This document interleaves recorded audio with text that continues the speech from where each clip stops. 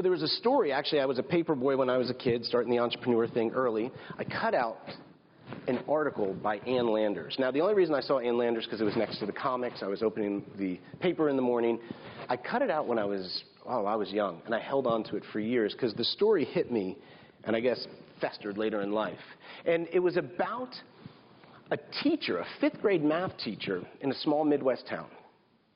And she was teaching some new math concept. The kids were getting cranky. It was a Friday afternoon, and she just stopped and said, you know what? Put your books away and pull out a sheet of paper. So the kids did that. And she said, this is what I want you to do. I want you, and no one's going to see this but me, I want you to write the name of every person in our class down.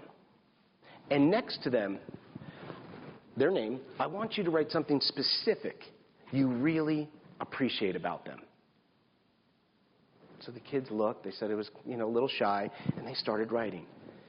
They handed in a list, they seemed better, they went home. She went home that weekend, rewrote all the lists for each kid, brought them into school on Monday, and handed them out. And she said she saw these shy little smiles and people going, wow, I never knew that someone appreciated that about me. And she forgot the lesson. About 10 years later, this was around the time of Vietnam, one of the students was killed in Vietnam, a soldier. And being a small town, very close-knit community, she went to the funeral and then went to the after party at the family's home. And the father came up and tapped her on the shoulder and said, I need you to show you something. Josh was carrying this when he was killed.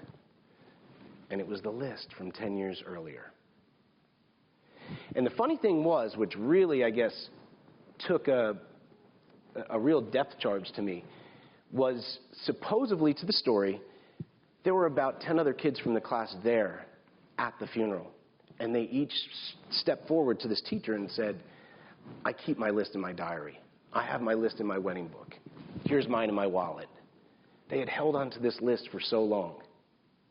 All those years, because words of appreciation, specific appreciation of who they are and what they appreciated were right there for them to look at.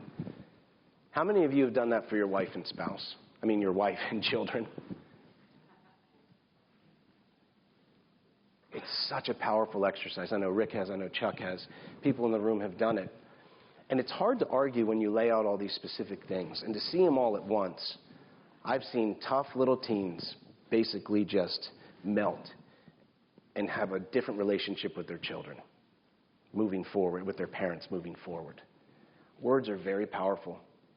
Take time to say them. We've already done the sincere compliment.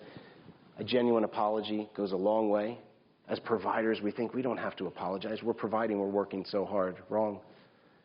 We don't have immunity from apologies, and apologies go a long way. My son said the other day, my middle son got in trouble. The older son said, yeah, Leland, you don't apologize. I mean, Dad, he messes up all the time, but he, does those sincere apologies. So I just want to remind you that sometimes we don't have to overcomplicate this. If you've never made a list for each of your children and your spouse of all those things you appreciate, it's absolute magic.